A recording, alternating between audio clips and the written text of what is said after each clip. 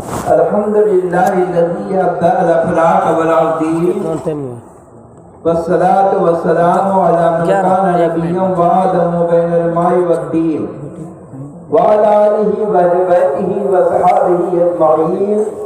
أما بعد، فقد قال الله تعالى في القرآن المجيد والفرقان الحميد: أعوذ بالله من الشيطان الرجيم، بسم الله الرحمن الرحيم.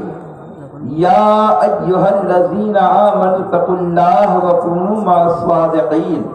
صدق الله مولانا العظيم وبلغنا رسوله النبي المتين المبين الكريم، ونحن على ذلك لمن الشاهدين والشاكرين والحمد لله رب العالمين. عشق نبی میں ایسا کرشمہ دکھائی دے، عشق نبی میں ایسا کرشمہ دکھائی دے، دیکھوں جدھر حضور کا روضہ دکھائی دے.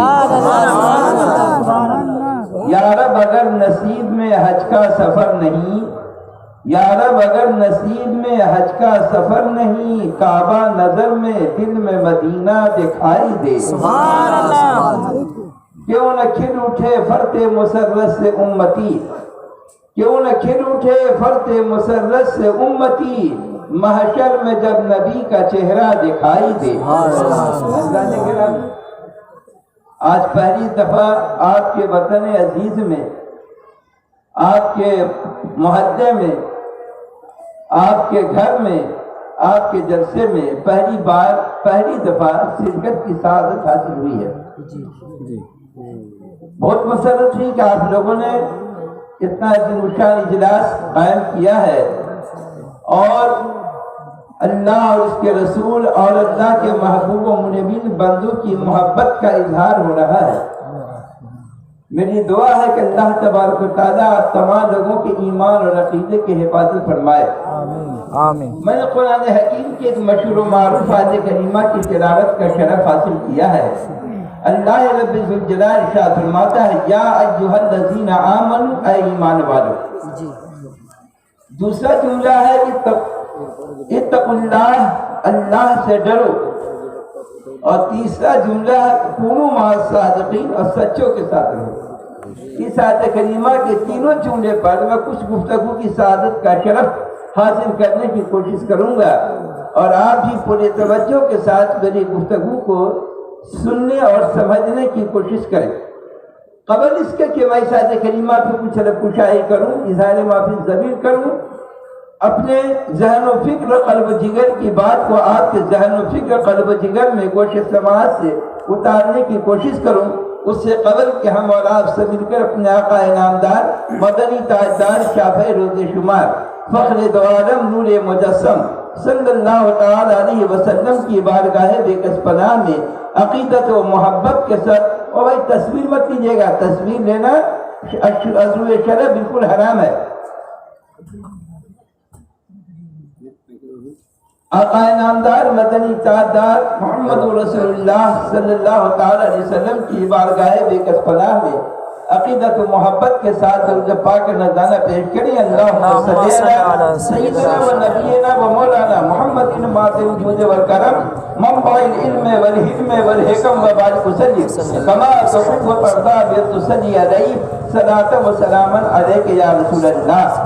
پہلے آپ یہ سمجھے کہ یا ایھا الذین آمنوا میں یا کیا چیز ہے.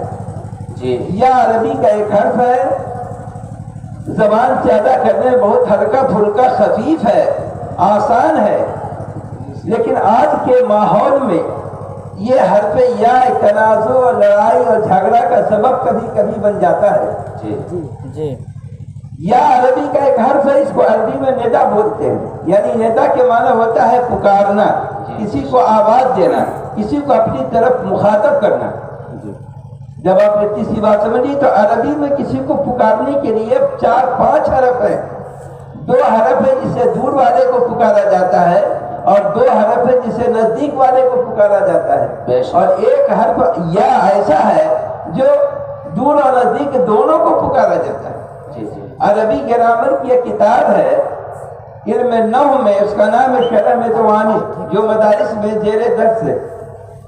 اس میں لکھتے ہیں کہ یا نداء القریب والبعید، یا عربی کا حرف ندا ایسا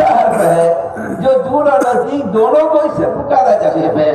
لیکن آج کے ماحول میں یا ایک فتنہ اور لڑائی جھگڑا کا سبب بن گیا. آپ کہیں گے کیسے؟ ایک مولوی آیا آپ کے گاؤں میں، آپ سے ملاقات کی، آپ نے کہا یا رسول اللہ، یا غوث اعظم، یا خواجہ غریب نواز. اسے کہا یہ تم کیا شرک بک رہے ہو؟ یا کے ذریعہ سے اللہ ہی کو پکارا جائے گا، غیر اللہ کو پکارنا شرک ہے. تم نے اللہ کے علاوہ دوسرے کو پکارا، لہذا تم شرک ہو گئے، توبہ کرو. آپ سیدھے سادھے مسلمان، آپ مفتی جانتے نہیں، آپ نے کہا بھائی یہ مولوی بول رہا ہے تو صحیح ہوگا، آپ نے توبہ کر لیا. اب اس کی کچھ دنوں کے بعد ایک مولانا صاحب آپ کے گاؤں میں آئے، آپ نے مصافحہ کیا، معانقہ کیا، اور اس کے بعد پھر آپ نے کہا یا رسول اللہ انظر حالنا، یا غوث اعظم اغیثنی وامددی، یا خواجہ غریب نواز. تو اس نے وہ مولانا نے آپ کو گلے سے لگا دیا. آپ بہت متعجب ہو رہے کہ پہلے ایک مولوی آیا تھا، میں نے یا خواجہ یا غریب نواز یا رسول اللہ کہا تو مجھے مشرک کہہ دیا، اور یہ مولانا صاحب جو ہے سو مجھے گلے سے لگا رہے ہیں، میرے ہاتھ کو چوم رہے ہیں، پیشانی کا بوسہ دے رہے ہیں. آخر معاملہ کیا ہے؟ آپ حیران ہو رہے ہیں کہ آخر اس میں ماجرا کیا ہے کہ وہ مولوی مشرک بول رہا تھا.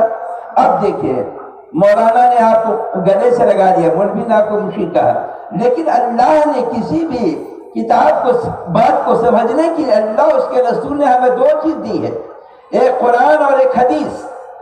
اگر قرآن و حدیث میں پایا جاتا ہے تو صحیح ہے، اور اگر قرآن و حدیث میں نہیں پایا جاتا ہے تو بالکل غلط ہے. اب آئے میں آپ کو یا کے تعلق سے قرآن و حدیث کی روشنی میں ایک دو مثال دے کے بتاؤں تاکہ آپ کا عقیدہ اور ایمان مستقل ہو جائے کہ یا کے ذریعہ سے غیر اللہ کو پکارنا اللہ کے علاوہ کوئی شرک نہیں ہے بلکہ اللہ یہ رسول کا فرمان ہے.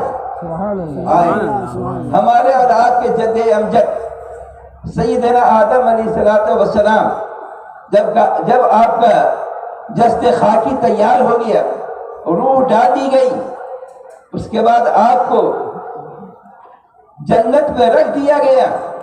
اللہ تعالیٰ نے ارشاد فرمایا تھا یا آدم اسکن انت وزوجک الجنہ، اے آدم تم اور تمہاری بیوی جنت کی سکونت اختیار کرو. دیکھیں اللہ تعالیٰ یا کے ذریعہ سے آدم کو پکار رہا ہے. معلوم ہے کہ یا کے ذریعہ سے نبی کو پکارنا یہ اللہ کی سنت ہے. سبحان اللہ سبحان اللہ. اب ذرا یہ توجہ اور آپ کو میں دلاؤں، جب اللہ تعالیٰ نے آدم کے جسد وجود کو تیار فرما لیا، اس کے بعد تمام فرشتوں کو حکم دیا گیا فرشتوں تم آدم کو سجدہ کرو. تمام فرشتوں نے اپنی پستی کا اعتراف کرتے ہوئے آدم کے سامنے سر کو جھکا دیا، لیکن ابلیس لعین جس کو ہمارا شیطان بولتے ہیں وہ اکڑ گیا، کہا خدا میں اس کھنکھناتی مٹی کو سجدہ نہیں کروں گا. اللہ تعالیٰ نے چھوڑ دیا کہ دیکھو ابھی شاید یہ ابھی غصہ میں ہے، بات میں سمجھ میں آ جائے، اسے کہ اللہ کا بہت ہی مقرب بندہ تھا، وہ اللہ کا بہت نزدیکی دربار کا نزدیکی تھا، فرشتوں کا ایمان تھا، فرشتوں کا استاد تھا. آدم بھی جنت میں ہے، حوا بھی جنت میں ہے، شیطان بھی جنت میں ہے. اس کے بعد اللہ نے پھر فرمایا اے ابلیس، اے عزازیل تو کیوں نہیں سجدہ کر لیتا؟ تو اس نے ایک جواب دیا تھا لم اکن لاسجد لبشر، اے اللہ میں اس بشر کو میں سجدہ نہیں کروں گا. آدم کو اس نے نبی کو بشر کہا تو اللہ تعالیٰ نے فرمایا فخرج انک من الصاغرین، نکل جا تو جنت سے. معلوم یہ ہوا کہ جب تک شیطان نے نبی کو بشر نہیں کہا تھا اس وقت تک وہ جنت میں تھا، اور جب نبی کو بشر کہا ہے تو اللہ نے اس کو جنت سے نکال دیا. تو جو نبی جو جنت کے اندر رہ کر نبی کو بشر کہے اس کو جنت سے نکال دیا جائے، تو جو جنت کے باہر رہ کر نبی کو بشر نہیں اپنے جیسا بشر کہے گا وہ جنت سے کب جائے گا؟ جب اندر والا باہر ہے تو باہر والے کو اندر جانے کا سبحان اللہ. بے شک بے شک. آپ ایک بات سے سمجھ لیا یا کے ذریعہ سے غیر اللہ کو پکارنا یہ اللہ کی سنت ہے. اب آئے ایک اور مثال میں قرآن سے دوں. ایسے قرآن کے اندر بہت سی آیات ہیں لیکن آپ کی تفہیم کے لیے صرف جب حضرت سیدنا ابراہیم خلیل اللہ علیہ السلام کو نمرود نے آگ کے ٹوڑوں میں ڈال دیا، تاریخ لکھتی ہے کہ اتنی لکڑیاں اس نے جمع کی کہ اس لکڑی کے شعلے جو اوپر کی طرف اٹھ رہے تھے، اگر اس کے اوپر سے چڑیا پرواز کرتی تو جھلس کے نیچے آ جاتی۔ اس میں حضرت ابراہیم علیہ السلام کو نمرود نے ڈال دیا۔ حضرت جبریل آمین آئے، تشریف لائے، کہا ابراہیم تمہیں کچھ حاجت ہے؟ کہا حاجت تو ضرور ہے۔ بولے کہا کیا حاجت ہے؟ حضرت ابراہیم نے فرمایا اے جبریل تمہاری حاجت نہیں ہے، بلکہ جس نے نمرود کے ہاتھ میں یہ طاقت دی ہے اس کی مجھے ضرورت ہے۔ کہا اسی سے آپ کہیے۔ حضرت ابراہیم نے فرمایا کہ میں کیوں جاؤں اس کو کہنے کے لیے، اس لیے کہ وہ تو سمیع و بصیر ہے، دیکھ رہا ہے، کیا ضرورت ہے کہ میں اس کے سامنے ریزہ پیش کروں۔ اللہ تعالیٰ کو حضرت ابراہیم کی خدمت پر رحم ہو کر آ گیا، دریائے الہی جوش میں آ گئی۔ ارشاد فرماتا ہے رب تعالیٰ یا نار کونی بردا و سلام علی ابراہیم، اے آگ تو ابراہیم پہ ٹھنڈی ہو جا۔ سبحان اللہ سے غیر اللہ کو پکارنا شرک ہوتا ہے۔ اللہ تبارک و تعالیٰ آگ کو یا کہہ کے کیوں پکارتا؟ معلوم ہے کہ نہیں، یا کے ذریعہ سے غیر اللہ کو پکارنا شرک نہیں ہے بلکہ یہ قرآن کی تعلیم ہے۔ جی جی اب آئے میں آپ کو حدیث کی روشنی میں بتاؤں کہ دیکھیں حدیث طیبہ میں یا کے ذریعہ سے غیر اللہ کو پکارا گیا ہے یا نہیں۔ شہر خاموشہ آپ سمجھتے ہیں، قبرستان کو کیا بولا جاتا ہے؟ شہر خاموشہ۔ شہر خاموشی۔ اللہ کے رسول ارشاد فرماتے ہیں جب تم قبرستان جاؤ تو کہو السلام علیکم یا اہل قبور المومنین والمومنات۔ صحابہ پریشان ہو گئے، یا رسول اللہ سلام کا جواب دینا، سلام کرنا سنت ہے، جواب دینا واجب ہے۔ اگر ہم کو کوئی سلام کرے نہ کرے، اگر ہم کسی کو سلام نہ کرے تو ہم گنہگار نہیں ہوں گے، لیکن اگر کوئی ہم کو سلام کرے اور میں اس کے سلام کا جواب نہ دوں تو واجب التاریخ کا گنہگار ہو جاؤں گا۔ تو ہم جب قبرستان جاتے ہیں اور سلام کرتے ہیں تو کیا مردے میرے سلام کو سنتے ہیں؟ اللہ کے رسول نے فرمایا ہاں وہ تمہارے سلام کو سنتے بھی ہیں اور جواب بھی دیتے ہیں، لیکن ثقلین جنوں اور انس کے کان میں اللہ نے وہ طاقت نہیں دی ہے کہ وہ عالم غیب کی آواز کو عالم شہادت میں سن سکیں۔ اب آپ ذہن پہ توجہ دیں گے کہ دو طاقت والا زیادہ طاقتور ہوگا یا ایک طاقت والا زیادہ طاقتور ہوگا؟ ہم زندہ انسان قبرستان گئے، صرف سلام کیا، صرف بولنے کی طاقت ہماری ہے، لیکن سننے کی طاقت میری قبرستان میں ختم ہو جاتی ہے مردوں کے جواب کو۔ لیکن مردہ جو قبرستان میں مسلمان سویا ہوا ہے وہ سلام کو سن بھی رہا ہے، جواب بھی دے رہا ہے۔ تو معلوم ہے کہ جو مومن قبرستان میں سو رہا ہے اس میں دو طاقت ہے، سننے کی بھی اور جواب دینے کی بھی، اور ہمیں صرف سلام کرنے کی طاقت ہے۔ تو پتہ چلا جس میں جو دو طاقت ہوگی وہ زیادہ طاقتور ہوگا، جس میں ایک طاقت ہوگی وہ کم طاقتور ہوگا۔ لہذا ہم اور آپ جب مر کے قبرستان چلے جائیں تو ہماری طاقت بڑھ جاتی ہے، جو اللہ کے محبوب و مقبول بنتے ہیں، منعمین بنتے ہیں، ان کی طاقت و توانائی کا اندازہ کون لگا سکتا؟ سبحان اللہ، بہت خوب، مرحبا۔ اب آپ نے سمجھ لیا کہ حدیث پاک میں آیا ہے کہ جب تم قبرستان جاؤ تو کہو السلام علیکم یا اہل قبور المومنین والمومنات۔ حدیث طیبہ میں آئے افشوا السلام، سلام کو پھیلاؤ۔ مسلمانوں کا سلام دیکھیے کتنا پاکیزہ سلام ہے۔ کوئی مذہب والا نمستے بولتا ہے، کوئی مذہب والا کیا نام ہے کہ گڈ نائٹ بولتا ہے، کوئی کچھ بولتا ہے، کوئی کچھ بولتا ہے، لیکن اسلام میں ہے کیا؟ السلام علیکم۔ دن میں بھی سلام کی، رات میں بھی سلام کی، صبح میں بھی سلام کی، زندگی میں بھی سلام کی، مرنے کے بعد بھی سلام۔ سلام میں اللہ نے بڑی برکت ہے۔ کیا ایک بات آپ کو بتاؤں، سیدنا امام حسنین کریمین رضی اللہ تعالی عنہما کے مابین دونوں بھائی میں کچھ رنجش ہو گئی، ہوتی ہے، ہو گئی۔ امام حسن نے کہا حسین میں تم سے نہیں بولوں گا، امام حسین نے کہا حسن میں تم سے نہیں بولوں گا۔ ایک دن گزرا، دو دن گزرا، تیسرا دن گزرنے والا ہے، دونوں بھائی کے دل میں خیال آتا ہے کہ نانا جان کا ارشاد گرامی ہے کہ جو مسلمان آپس میں 3 دن سے زیادہ قطع تعلق رکھے گا تو کل میں اس کی قیامت کے شفاعت سے بری ذمہ ہوں، تو میں نانا جان کے پاس کون سا چہرہ لے کے جاؤں گا؟ جی یہی جذبہ حضرت امام حسن کے دل میں بھی پیدا ہوا، یہی امام حسین کے دل میں پیدا ہوا۔ دونوں بھائی اپنے اپنے گھر سے نکلے کہ چلے حسن سے ملاقات کریں گے، حسن نکلے کہ حسین سے اس کو ملاقات کر کے سلام کریں گے۔ راستے میں دونوں بھائی سے ملاقات ہوئی، امام حسن کھڑے ہیں کہ حسین چھوٹا ہے ہم کو سلام کرے، امام حسین کھڑے ہیں کہ نہیں حسن ہم کو سلام کرے۔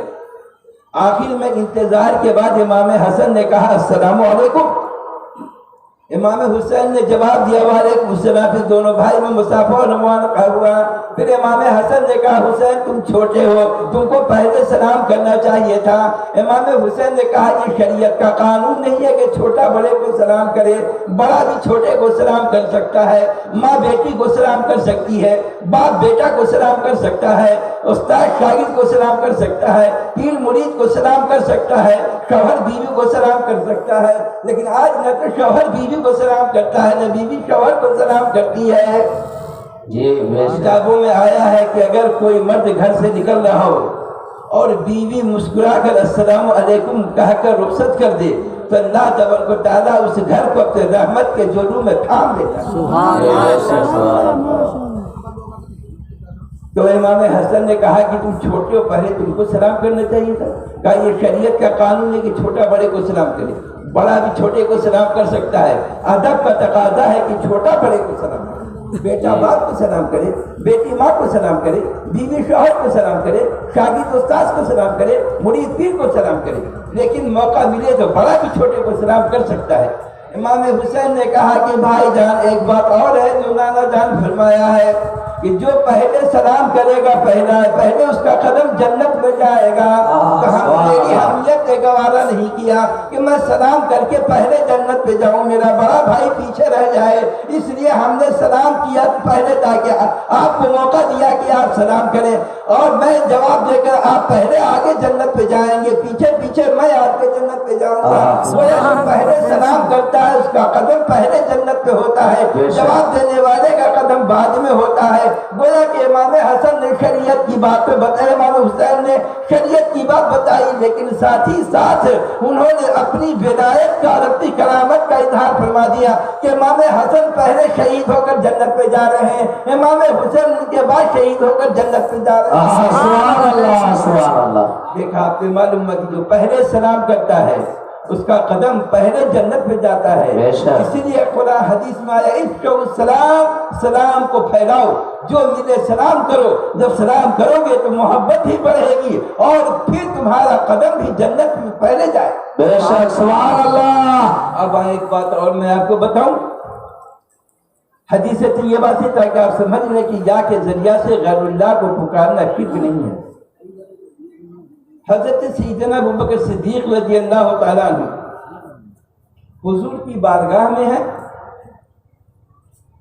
حضور کی خدمت میں ہے، بچپن میں رہے، جوانی میں رہے، تجارت میں رہے، چرواہی میں ساتھ رہے، اور ایمان لانے کے بعد بھی آپ کے ساتھ میں رہے، تو سرکار کو شاید کہ سرور کائنات نے یہ بھانپ لیا کہ ابوبکر صدیق کہیں یہ نہ سمجھ لے کہ میں نے رسول کو پہچان لیا، رسول کی حقیقت کو جان لیا، اس لیے اللہ کے رسول نے ان کے ذہن کی اس فکر کو نکالنے کے لیے ارشاد فرمایا یا ابا بکر لم یعرفنی حقیقتا من غیر ربی، یا ابو بکر میری حقیقت کو سوائے میرے خدا کے کوئی نہیں جانتا۔ سبحان اللہ۔ ارشاد نے کہا ہے محمد صرف قدرت ہے، کوئی رمز اس کا کیا جانے، محمد صرف قدرت ہے، کوئی رمز اس کا کیا جانے، شریعت میں تو بندہ ہے، حقیقت میں خدا جانے۔ سبحان اللہ مرحبا۔ اور ایک بات اور میں دیتا ہوں، حضرت عائشہ صدیقہ رضی اللہ تعالی عنہا حضور اکرم صلی اللہ علیہ وسلم مسجد نبوی میں بیٹھے میں ایک جنگ کے بعد کافی مال غنیمت مسجد نبوی میں لا کے رکھ دیا گیا، اللہ کے رسول صلی اللہ علیہ وسلم نے سب کو تقسیم کر دیا، اور ام المومنین حضرت عائشہ سوچتی ہیں کہ اگر آج بہت مال غنیمت آیا ہے، اگر سرکار گھر میں کچھ اگر بھیج دیں گے تو آپ کو عافیت ہو جائے گی، رہائش کے لیے آرام ہو جائے گا، لیکن اللہ کے رسول نے ایک دانہ بھی اپنے کاشانہ رسالت میں نہیں بھیجا، سب کو تقسیم کر دیا۔ لیکن عائشہ کی دل کی اس گدگدی کو معلوم کر لیا. کیوں؟ اس لیے کہ میرا اللہ علیم بذات صدور ہے، میرا نبی خبیر بذات صدور ہے. اللہ دل کی باتوں کو جانتا ہے، میرا نبی دل کی باتوں کو خب کی خبر. سبحان اللہ سبحان اللہ. بے شک بے شک. بات کو مان لیا، سمجھ گئے. خانہ کاشان نے رسالت پہ تشریف لاتے ہیں اور ارشاد فرماتے ہیں یا عائشہ تو لوشے کو مسارت مئی جبال الذہبی. یا عائشہ تو اے عائشہ، اگر میرے گھر سے دھواں نہیں نکل رہا ہے، میرے گھر میں ہانڈی نہیں چڑھ رہی ہے، کھانا نہیں پک رہا ہے، تم یہ مت سمجھنا کہ میں مجبور ہوں، بلکہ مدینے میں تم پہاڑیاں دیکھ رہی ہو، اگر میں چاہوں تو سونے اور چاندی کے بنا دوں اور یہ میرے پیچھے پیچھے گھومے، لیکن ان پہاڑوں کو میں سونا اور چاندی بنانے کے لیے نہیں آیا ہوں. انسان کے دل سے کفر و غلاظت کی تاریکی کو نکال کر ایمان کے نور سے منور و تازہ کرنے کے لیے آیا. سبحان اللہ. بے شک. دیکھا آپ نے حدیث میں بھی یا کے ذریعہ سے مردے کو بھی زندے کو بھی دونوں کو پکارا گیا. معلوم ہوا یا کے ذریعہ سے پکارنا غیر اللہ کو شرک نہیں ہے، بلکہ یہ اللہ اور اس کے رسول کی تعلیم ہے. اب آیا آپ کو لے چلتا ہوں. اے ایمان والو، جی یا ایھا الذین آمنوا، اے ایمان والو. ایمان کے معنی کیا؟ مان لینا. مان لینے والے کو بولتے ہیں مومن، اور جس کو مانا جائے اس کو بولتے ہیں مومن. تو کلمہ لا الہ الا اللہ محمد رسول اللہ کلمہ ایمان ہے. ہم نے مانا، ہم ہوئے مومن، اللہ اور اس کا رسول ہوا مومن. اب ایمان کے معنی کیا ہے؟ ایمان کے معنی ہے مان لینا. اب دیکھیں مان لینے والے کی شان کیسی ہوتی ہے، مان لینے والے کی ادا کیسی ہوتی ہے، مان لینے والے کا مزاج کیسا ہوتا ہے، مان لینے والے کی طبیعت کیسی ہوتی ہے. ایک مثال کو سمجھے، آپ دیکھیں گے کہ جب برسات کا موسم آتا ہے، جہاں چراغ روشن ہوتا ہے وہ نظر آتا ہے، وہاں پروانے اس کے چاروں بغل آ کے رقص کر لگتے ہیں، ناچنے لگتے ہیں. پہلے کا شمع جب روشن ہوتا تھا، چراغ جلایا جاتا تھا، چراغ کے نیچے اندھیرا ہوتا تھا، اوپر میں روشنی ہوا کرتی تھی. لیکن آج کا سائنسی چراغ ایسا ہے کہ نیچے روشنی ہوتی ہے، اوپر اندھیرا رہتا ہے. گویا کہ پہلے کا چراغ انسان کو نصیحت دیتا تھا، اے دنیا کے لوگوں، اگر دنیا تمہاری اندھیری رہے تو فکر مت کرنا، اپنی آخرت کو روشن رکھو. اور آج کا سائنسی چراغ الٹ کے بولتا ہے کہ تم آخرت کو مت دیکھو، تو اپنی دنیا کو آباد اور روشن کرو. بے شک. سبحان اللہ. آج کے اس گمراہی چراغ سے کہیں وہ بہتر تھی. جب شمع روشن ہوتی تھی، ہوتا تھا تو کیا ہوتا تھا؟ پروانے اس کے چاروں بغل رقص کرتے تھے، ناچتے چپتی محبت کا ثبوت دیتے تھے. اب اگر کوئی آدمی پروانہ کو پکار کے کہے پروانہ تو شمع سے محبت کر رہا ہے، پیار کر رہا ہے، میں دیکھتا ہوں کہ اگر تیرا پر شمع کی لو سے ٹکرائے گا تو تیرا پر جھلس جائے گا، تو موت کے منہ میں چلا جائے گا. پروانہ جواب دے گا، رے نادان، جب تک ہم نے اپنے محبوب پر اپنی جان کو قربان نہیں کیا تھا، میں محبوب کے چاروں بغل گھوم رہی تھی، لیکن جب میں نے اپنے آپ کو محبوب کے لو سے ٹکرایا ہے، میرا پر جھلسا ہے، میں موت کے منہ میں گئی ہوں، تب میں محبوب کے قدم میں گری ہوں، محبوب کے قدم کو چومنے کا موقع ملا ہے. کا میں دوسرا رخ آپ کو دکھاتا ہوں. سیدنا سے بڑے کائنات کی بارگاہ میں ابو جہل آ رہا ہے، 5 کنکریوں کو چھپا کے ہاتھ میں لے کے آ رہا ہے.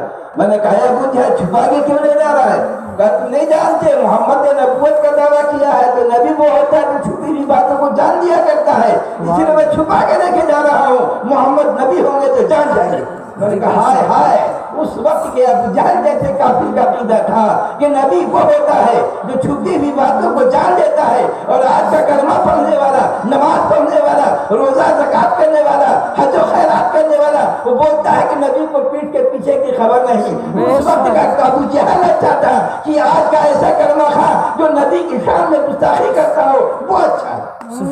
بے شک بے شک. آیا پیارے نبی کی بارگاہ میں، اے محمد بتاؤ میری مٹھی میں کیا ہے؟ آمنہ کا یسوع ذرا شہزادہ جان دیتا ہے. آپ نے فرمایا اے ابو جہل، میں بتاؤں کہ تیری مٹھی میں کیا ہے، یا جو تیری مٹھی میں خود بتا دے کہ میں کیا ہوں؟ غور سے سنیے گا. ابو جہل نے سوچا یہ کنکر پتھر ہی کیا بولے گی، لیکن اگر اس کے قسمت پہ ایمان لکھا رہتا تو جان جاتا کہ میں خالی مٹھی لے کے دھوکہ نہیں دینے آیا ہوں، بلکہ میرے ہاتھ میں کچھ ضرور ہے، تبھی تو محمد بولیں گے جو تیرے ہاتھ میں ہے وہ بتا دے۔ اسے سوچے کنکر پر کیا بولیں گے؟ اللہ ابو جہل نے کہا ٹھیک ہے، جو میرے ہاتھ میں وہی بتا دے کہ تم کیا ہو۔ آمنہ کا کہ ذرا شہزادہ ہمارا اور آپ کا پیارا نبی اپنی انگشت مبارک سے اس کے مٹھی کی طرف اشارہ کر دیتا ہے، کنکریاں اس کی مٹھی میں بزبان قال پڑتی ہیں، اشہد ان لا الہ الا اللہ واشہد ان محمد رسول اللہ۔ ابو جہل جھنجھلا جاتا ہے اور غصہ اس کنکری کو نبی کے قدم پر پھینک دیتا ہے اور لوٹ جاتا ہے۔ کنکری مچل کر کہتی ہے جب تک بکا نہ تھا کوئی پوچھتا نہ تھا، جب تک بکا نہ تھا کوئی پوچھتا نہ تھا، تم نے خرید کر مجھے انمول کر دیا یا رسول اللہ۔ جب تک آپ کی غلامی کا دو کلمہ نہیں ڈالا تھا، آپ کی محبت کا کلمہ نہیں پڑھا تھا، ابو جہل کی ناپاک مٹھی میں بند تھی، اور جب نبی کی غلامی کا دو گلے میں ڈال لیا ہے، آپ کی محبت کا کلمہ پڑھ لیا ہے، تو میں وہ ناپاک مٹھی سے نکل کر میں نبی کے قدم پہ گری ہوں اور نبی کے قدم کو چومنے کا موقع ملا ہے۔ سبحان اللہ، سبحان اے ایمان والو، آپ یہ سمجھ لیا کہ دیکھیں ایمان کا کتنا بڑا مقام ہے۔ اب آئیں ذرا اور دیکھیں کہ میرے نبی سبھی کے اوپر مہربان تھے، سبھی کے اوپر مہربان تھے۔ ایک مرتبہ ابو جہل آیا، اے محمد آپ کی کل میرے یہاں دعوت ہے۔ اللہ سے فرمایا ٹھیک ہے مجھے دعوت قبول ہے، لیکن دعوت کے پردے میں عداوت کی۔ اس کو نے سوچا کہ روزانہ مکے کی گلیوں میں، دکانوں میں، شاہراہوں میں، چائے خانوں میں، بازاروں میں یہی تذکرہ ہوتا ہے محمد محمد محمد۔ ایسا کرو اس کو ختم کر دو، تلوار سے نہیں ختم کر سکتے، بھالا نیزہ سے ختم نہیں کر سکتے، اسے قریشی لڑنے کے لیے تیار ہو جائیں گے، جنگ ہو جائے گی۔ اس نے کیا کیا دعوت کیا، اور جس راستے سے لے جانا تو اس راستے میں تو کنواں کھودا، اور کنواں کھود کے اس کے اوپر سے ہلکی ہلکی لکڑیاں اور مٹی بچھا دی، اور دونوں بغل کے مکان والے کو بولا کہ سنیے کل اس میں کسی کے گرنے کی آواز آئے تو پہلے سے اینٹا پتھر جمع کر کے رکھو، جیسے ہی کسی کے گرنے کی آواز آئے گی نا تو تم لوگ اینٹا پتھر برسانا شروع کر دینا کہ تم ہی واہ فوقا کرے، تم لوگ کبھی بھی جو ہے رحم نہ کرنا۔ وقت مقررہ پر آیا ہے، محمد کھانا تیار ہے۔ آگے آگے ابو جہل جا رہا ہے، پیچھے پیچھے سے آمنہ کا گیسودرا شہزادہ جا رہا ہے۔ جب وہ کنواں کے قریب پہنچا تو کٹ کے نکل گیا، اس کو معلوم تھا۔ جب اس کنویں کے پاس پہنچے تو بلبل نے سیدھا جبریل امین نے کہا یا رسول اللہ اس دعوت کے پردے میں عداوت ہے، آپ یہاں سے واپس ہو جائیں۔ سرکار واپس ہو رہے ہیں، اسے کنکھی سے وہ ابو جہل دیکھتا کہ دیکھیں کنواں کے قریب آئے کہ نہیں، تو دیکھا کہ واپس جا رہے، دوڑے دوڑے آیا کہ اس کا سارا پروگرام تہس نہس ہونے والا تھا۔ اس کو یاد نہیں رہا کنواں کہاں پر تھا، خود اس کنویں میں گر گیا۔ گرنا تھا کہ اب لوگوں نے اینٹا پتھر برسانا شروع کیا کہ تم ہی بول رہا کرے محمد ابن عبداللہ نہیں ہوئے، کون اس پیتا ہے؟ آخر جب کوئی اس کو بچانے والا نہیں ہوا تو بولتا ہے محمد ابن عبداللہ مجھے بچا لو۔ آقا نامدار آتے ہیں فرماتے ہیں اے ابو جہل تو ہاتھ بڑھا۔ ابو جہل ہاتھ بڑھاتا ہے، پیارے نبی اس کو کنویں سے نکالتے ہوئے نظر آتے ہیں۔ میں نے کہا ہائے ہائے اے ابو جہل، تو نے جو کنواں کھودا تھا محمد رسول اللہ کہہ کر کے نہیں، محمد عبداللہ کہہ کے پکارا ہے، تو اس کنویں سے تجھ کو نکال دیا۔ اگر تو محمد رسول اللہ کہہ کے ندا کرتا تو محمد رسول اللہ، اللہ کے تیرے لیے اللہ نے جہنم میں خاص کنواں بنایا ہے، اس کنویں سے نکال کر میرا نبی جنت کے باغوں میں ٹہلاتا ہوا سبحان اللہ، سبحان اللہ، بے شک۔ یا ایھا الذین آمنوا، اے ایمان والو۔ اب آئیں ذرا ایمان کی دو باتیں اور میں بتاؤں تاکہ آپ کا ایمان مستحکم ہو جائے، عقیدہ مضبوط ہو جائے۔ اللہ کے رسول صلی اللہ علیہ وسلم نے ایک مرتبہ سیدنا امیر المومنین علی طالب ابو بکر صدیق سے ارشاد فرمایا، اے ابو بکر ایک رات میں مکے سے ہجرت کر کے میں مدینہ جاؤں گا، اور سفر ہجرت میں تم میرے ساتھ رہو گے۔ جس رات پہ ایک رات 40 کفار مشرکین ننگی تلوار لے کر نیام سے نکال کے کاشان رسالت کو گھیرے ہوئے ہیں، جہاں محمد عربی نکلیں گے ہم 40 ان پر حملہ کر کے تہہ تہہ کر دیں گے، اسلام کی شمع کو پر کر دیں گے، گلستان نبوت کے محاطے میں پھول کو مسل دیں گے۔ بلبل سیدھا جبریل امین آیا، یا رسول اللہ آج آپ مکے سے ہجرت کر کے مدینہ چلے جائیں۔ سرور کائنات صلی اللہ علیہ وسلم نے حضرت علی کو بلایا، کہا ہے علی تم میرے بستر پر سو جاؤ اور صبح کو ہی میرے پاس جتنے لوگوں کی امانت ہے سب کو تقسیم کر کے تم مدینہ آ جانا۔ اب یہیں پر بات رکھیں، حضرت علی سو گئے سرور کائنات کے بستر پر، سرور کائنات اپنے کاشانہ رسالہ سے نکل گئے، 40 آدمی کوئی نہ دیکھ سکا۔ کیوں؟ اس لیے کہ میرے نبی کی 3 صفت ہے، ایک کو بولتے ہیں نوری، لباس نوری، ایک کو بولتے ہیں لباس بشری، ایک کو بولتے ہیں لباس ملکوتی۔ میرے نبی لباس بشری میں جب رہے تو لوگوں نے دیکھا کھاتا پیتا سویا جاگتا ہوا، جب لباس ملکوتی کو ملبوس کر دیا تو لوگوں نے دیکھا کہ کھانے رہے پینے رہے روزے پہ روزہ رکھتے چلے جا رہے۔ تو میرے نبی نے لباس بشری کو اتار دیا اور اپنی حقیقی لباس میں ملبوس ہو گئے، جس کی مجال تھی کہ دیکھ لیتا، آپ باہر آ گئے کوئی نہیں دیکھ سکا۔ جب ابو بکر صدیق کے دروازے پر آئے تو دیکھا ابو بکر دروازے پر کھڑے ہیں۔ آپ نے پوچھا ابو بکر تم دروازے پہ کیوں کھڑے ہو؟ کہا یا رسول اللہ جب سے آپ نے فرمایا کہ میں ایک رات مکہ سے ہجرت کر کے مدینہ جاؤں گا، سفر ہجرت میں تم میرے ساتھ رہو گے، اس وقت سے لے کے آج تک رات بھر میں اپنے دروازے پر کھڑے ہو کر آپ کی آمد کا انتظار کرتا ہوں، اس لیے کہ اگر میں اندر میں رہوں گا اور نبی آئیں گے تو نبی کو میرے دروازے پر کھڑے ہو کر میرے اندر سے باہر آنے کا انتظار کرنا پڑے گا، اس لیے یہ تکلیف آپ کی مجھے گوارا نہیں، اس لیے میں رات بھر آپ کی آمد کا انتظار کرتا ہوں۔ سبحان اللہ۔ دیکھا آپ نے، اب جب دونوں چل رہے ہیں، ابو بکر بھی سرور کائنات بھی، ابو بکر صدیق نے فرمایا یا رسول اللہ آپ میرے کاندھے پر سوار ہو جائیں۔ کہا کیوں؟ کہا آپ کو اللہ نے بے مثال بنایا ہے، بے نظیر بنایا ہے، لاجواب بنایا ہے، ویسے ہی آپ کا نشان قدم بھی بے نظیر ہے، بے مثال ہے، لاجواب ہے۔ کہیں ایسا نہ ہو کہ کفار مشرکین آپ کے نشان قدم کو دیکھ کر پیچھا کریں۔ حضور اکرم صلی اللہ علیہ وسلم صدیق کے کاندھے پر بیٹھ گئے، اپنے دست مبارک ابو بکر صدیق کے سر پہ رکھ دیا، دنیا کو ذہن دے دیا، اے دنیا کے لوگوں تم ابو بکر کو بے سایہ مت سمجھنا، بلکہ ابو بکر کے سر پر رحمت للعالمین کا سایہ۔ جب اللہ صلی اللہ علیہ وسلم کہاں پہنچے تھے کہ حضور کو غار ثور کے پاس، آپ نے فرمایا یا رسول اللہ آپ باہر ہیں، میں غار کو صاف ستھرا کرتا ہوں، آپ نے سنا بھی ہوگا علماء سے، بہرحال میں جو بات بتانا چاہتا ہوں اس کی طرف کو لے جاتا ہوں۔ حضرت ابو بکر صدیق رضی اللہ تعالیٰ عنہ اندر گئے، سب کو صاف کیا اور اس کے بعد سب سوراخ کو بند کیا۔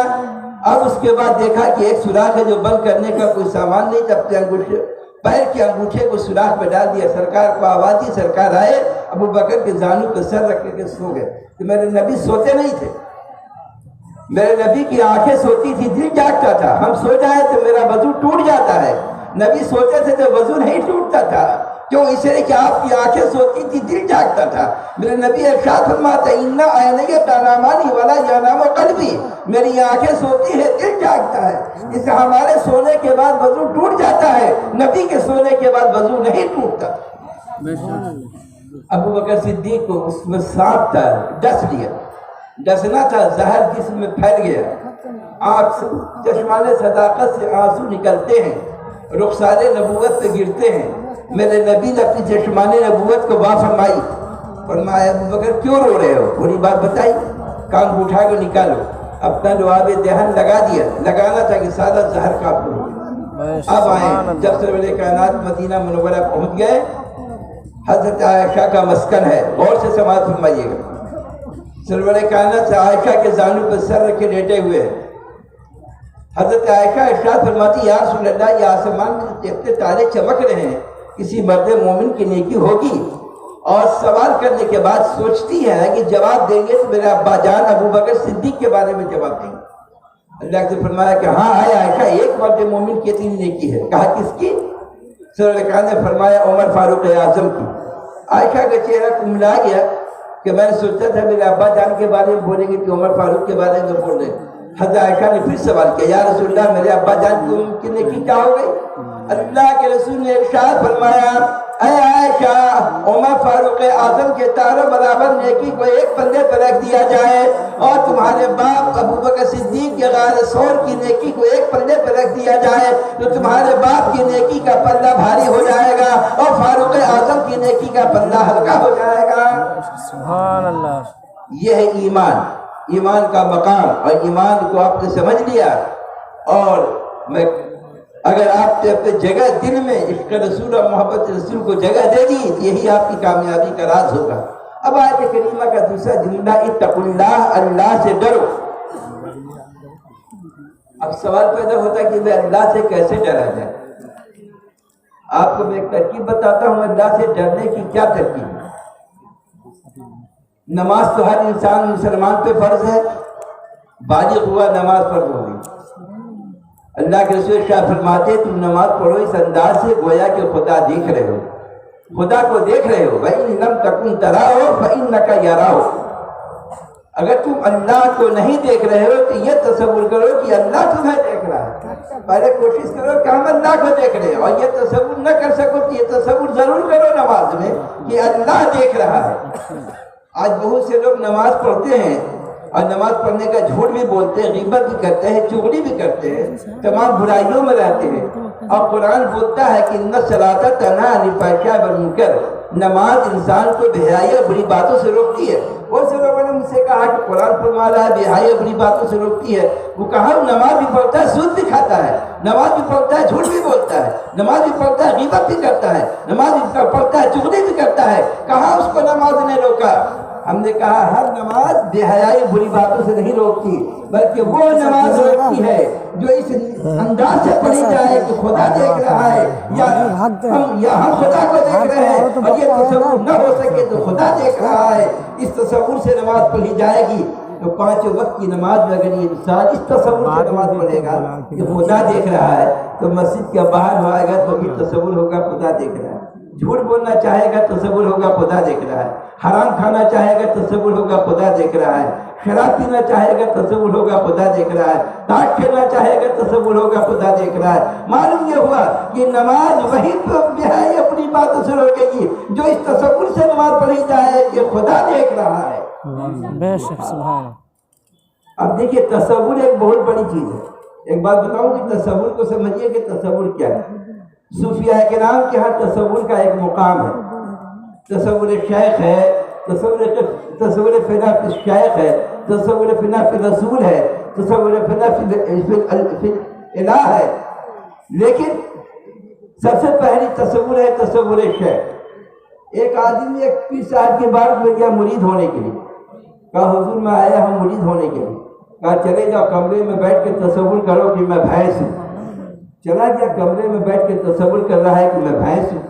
2 دن کے بعد پیر صاحب نے پکارا فلانی یہاں ہو۔ کہا حضور میں کیسے ہوں؟ کہا کیوں؟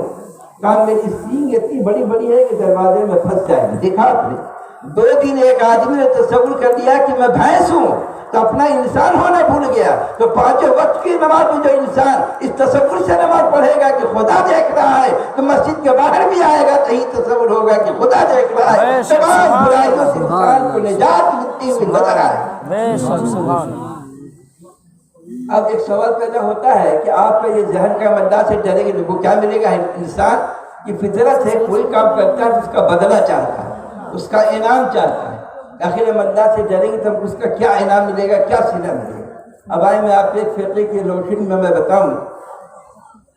بغداد میں خلیفہ گزرا خلیفہ ہارون رشید، بہت نیک دیندار بادشاہ خلیفہ تھا وہ۔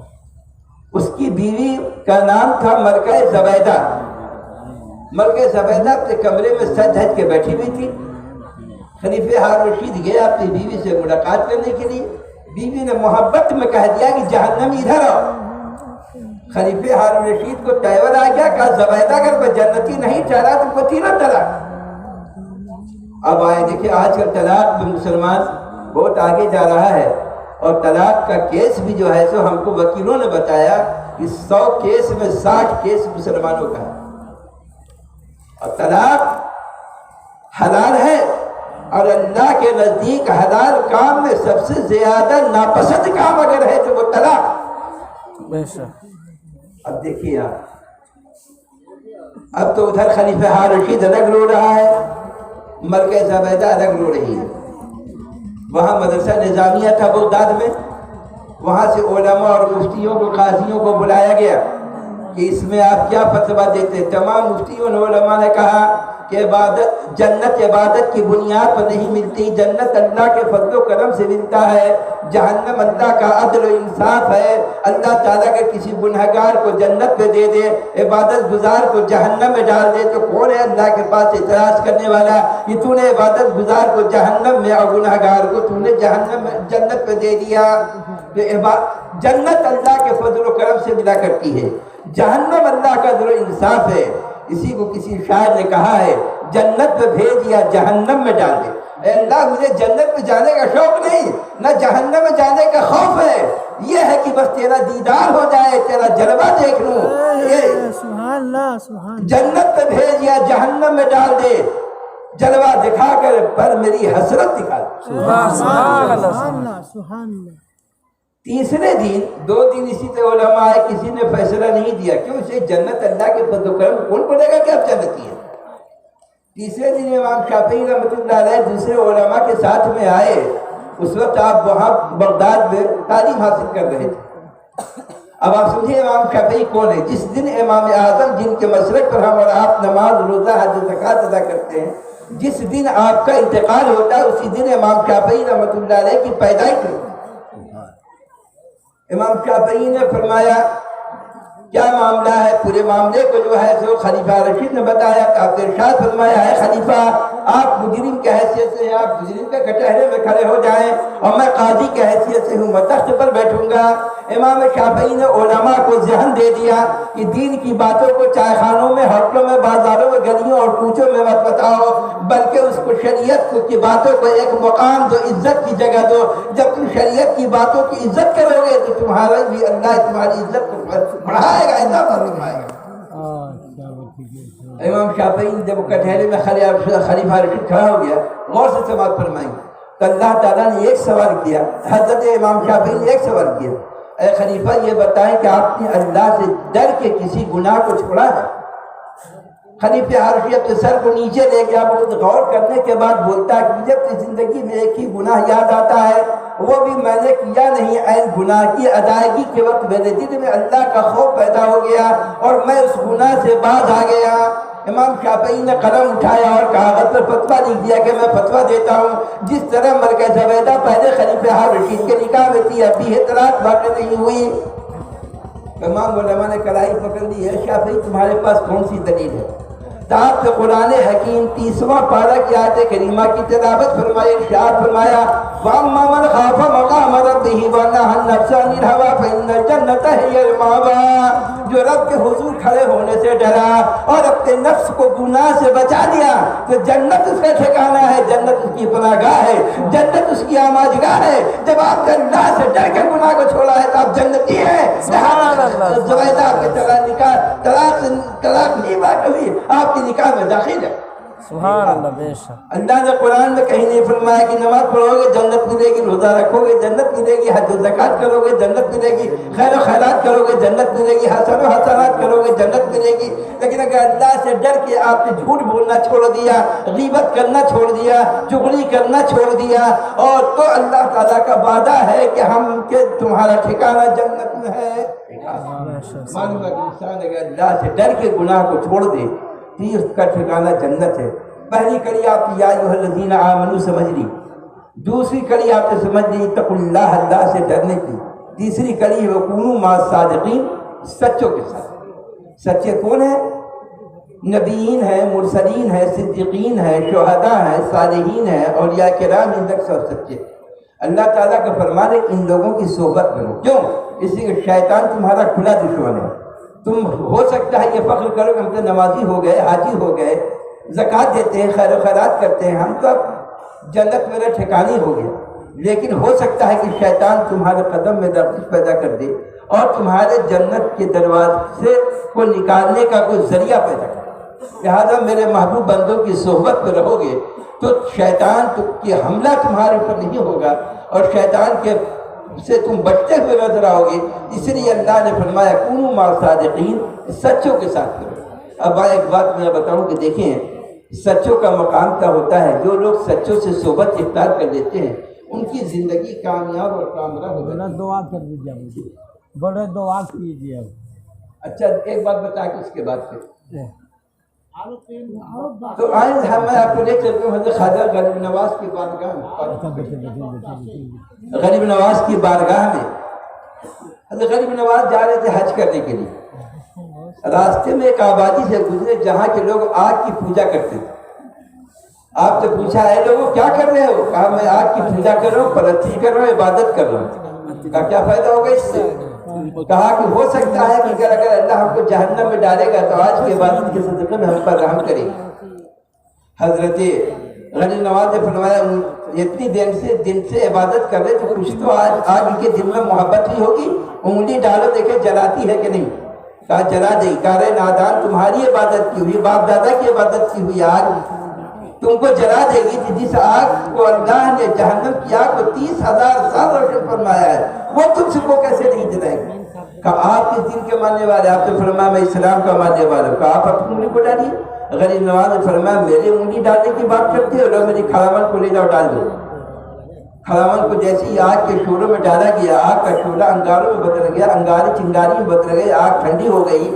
خدام آگ کے دروازے میں کودتے ہیں، کھڑاون کو صحیح سلامت نکالتے ہوئے نظر آتے۔ کھڑاون ہوتی کس کی؟ لکڑی کی، لیکن غریب نواز اللہ کے محبوب و مقبول بنتے ہیں۔ ایک حدیث طیبہ میرے نظر سے گزری کہ جب مومن کو جہنم کی طرف لے جایا جائے گا تو جہنم کہے گا یا رب آری ذنی، اے رب اس مومن کو تم مجھے پھیر دے ورنہ میں ٹھنڈی ہو جاؤں گی۔ میں نے کہا جب غریب نواز کی کھڑاون دنیا کی آگ میں چلی جائے تو دنیا کی آگ کو ٹھنڈی کر دے، اگر غریب نواز جیسے مسلمان کو جہنم میں ڈال دیا جائے تو جہنم کی آگ ٹھنڈی ہو جائے گی۔ اسی کو امام اہل سنت فاضل بریلوی نے ارشاد فرمایا ہے اے عشق تیرے صدقے جلنے سے چھوٹے سستے، اے عشق تیرے صدقے جلنے سے چھوٹے سستے، جو آگ لگا بجھا دے گی وہ آگ لگائی ہے۔ یعنی ہم نے عشق رسول کی آگ اپنے سینے میں لگائی ہے اور یہ جہنم کی آگ کو بجھا دے گی، اس لیے اس آگ کا مقام بہت بڑا ہے۔ اے عشق تیرے صدقے جلنے سے چھوٹے سستے، جو آگ بجھا دے گی وہ آگ لگائی ہے۔ یا ایھا الذین آمنوا اتقوا اللہ وکونوا مع الصادقین، اے ایمان والو اللہ سے ڈرو اور سچوں کے ساتھ۔ کیا سلام پڑھنا ہے کہ خالی دعا کرنی ہے؟ اور مقرر ہے جی خالی دعا کریں۔ آئے دعا کے لحاظ میں سب لوگ آمین کہیں۔ بسم اللہ الرحمن الرحیم، اللہم صلی علی سیدنا و مولانا محمد المادن جود والکرم والہ وبارک وسلم۔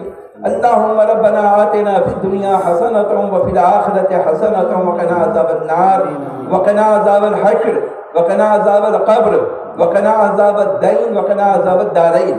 اللہم انی اسألک العفو والعافیۃ فی الدین والدنیا والآخرہ۔ اللہم استرنا بسترک الجمیل۔ اللہم اغفر لنا ولوالدینا ولاستاذینا ولمشایخنا ولجمیع المؤمنین والمؤمنات والمسلمین والمسلمات انک مجیب الدعوات۔ اللہم اغفر لنا فإنک خیر الغافرین۔ اللہم انصرنا فإنک خیر الناصرین۔ اللہم احفظنا فإنک خیر الحافظین۔ اللہم افتح لنا فإنک خیر الفاتحین۔ اللہم ارزقنا فإنک خیر الرازقین۔ خدا بندہ تیرے پیارے محبوب محبوبین کی بارگاہ میں جو کچھ بھی عرض کیا گیا ہے اس میں کچھ خامی اور لغزش ہوئی ہے میرے رب اس کو معاف فرما دے اور معاف فرما کر تو قبول فرما دے، قبول فرما کر بانی محفل، سامعین محفل، سامعات محفل، حاضرین محفل، حاضرات محفل کی خطاؤں کو معاف فرما دے، گناہوں کو بخش دے۔ ہم لوگوں کے ساتھ ساتھ ہمارے ماں باپ اور جمیع مومنین اور مومنات کی مغفرت فرما۔ خدا بندے اس محفل پاک کے صدقے میں اور فضل و کرم کے توسل سے اور تمام نبیین بندوں کے وسیلے سے تیری بارگاہ میں معروض ہوں۔ اس محفل پاک کے نقاب دامے درم قدم سخن جس طرح زندگوں نے حصہ دیا ہے، اے رب قدیر ہم نے کہ جو مصیبت زدہ ان کے مصیبتوں کو دور فرما دے، جو پریشان حال ان کے پریشانیوں کو دور فرما دے، جو تک معاش ان کے معاش ان کی شادی عطا فرما، جو تاجر ان کے تجارت کے برکتیں عطا فرما، جو زارع ان کے زراعت میں خیر و برکتیں عطا فرما، جو بیمار انہیں شفاء کامل عطا فرما، جو بے اولاد انہیں صاحب اولاد بنا دے اور جو طالب علم ان کو نافع واقع عطا فرما۔ خدا بندہ ہم گناہگار ہیں، خطا کار ہیں، سیاہکار ہیں، ہر طرح کے سزاوار ہیں۔ رب قدیر میرے خطاؤں کو مت دیکھ، میرے گناہوں کو مت دیکھ، بلکہ میرے ہاتھ میں تیرے پیارے محبوب و محبوبین کا دامن ہے۔ خدا اس دامن کے صدقے میں تمام مسلمانوں کے جان و مال، عزت و آبرو و وقار کی حفاظت فرما، ساتھ مستقیم پر چلنے کی توفیق و استطاعت عطا فرما۔ नबी करीम इश्क व मोहब्बत अता फरमा, आपकी सुन्नत पर चलने का जज्बा और शौक अता फरमा, मेरे पेशानियों में सज्जा करने की तड़प अता फरमा। जो सज्जा कर रहे हैं रब कदीर उनके सज्जे को तो कबूल फरमा, हमारी ईमान और अकीदे की हिफाजत फरमा, तमाम अकायद बातिला और शैतान के मकर फरेब से तो अपनी हिफ्ज़-ओ-मान में रख, अपनी पनाह में रख। हम जब तक दुनिया में रहे तेरा तेरे प्यारे महबूब का नाम लेवा रहे, और जब दुनिया से जाए तो लब पे तेरा तेरे प्यारे महबूब का नाम हो। खुदाया बहक़ बनी फातिमा, खुदाया बहक़ बनी फातिमा, बक़ौले इमा कुनब खातिमा, व सल्लल्लाहु तआला अला खैर खल्क़िही व नूर अर्शिही मुहम्मद व आलिही व अस्हाबिही अजमईन बिरहमतिक या अरहमर राहिमीन बिहक़्क़ि ला इलाहा इल्लल्लाह मुहम्मदुर रसूलुल्लाह। चला जाए।